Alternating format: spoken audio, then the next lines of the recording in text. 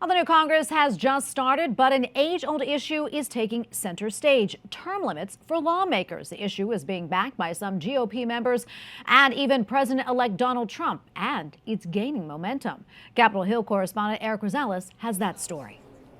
Good evening, Tracy. 90% of Americans support term limits for lawmakers in Congress, but right now there are no limits and never have been. Now a push is being made by some GOP lawmakers. They tell me that age and illness play a part, but they also add that many lawmakers are out for themselves instead of serving the American people. South Carolina Congressman Ralph Norman is leading the effort in the House. 6 years in the House is fine. 2 terms in the Senate is fine. The fact that the pushback is coming from those who just want to come up here and live on the government. That's just not right. That's not how the framers intended it. While Florida Senator Rick Scott is leading the effort in the upper chamber. But we ought to make sure that we're getting new people, new ideas.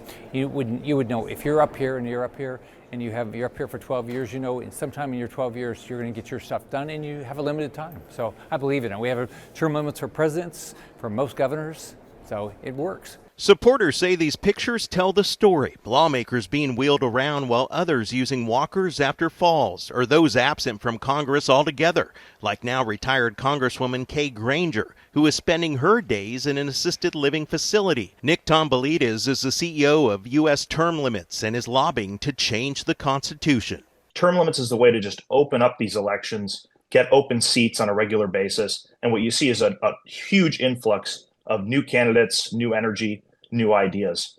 We have elections, but obviously the deck is stacked. Those against limiting lawmakers' terms say the voters already decide. We live every 2 years by term limits.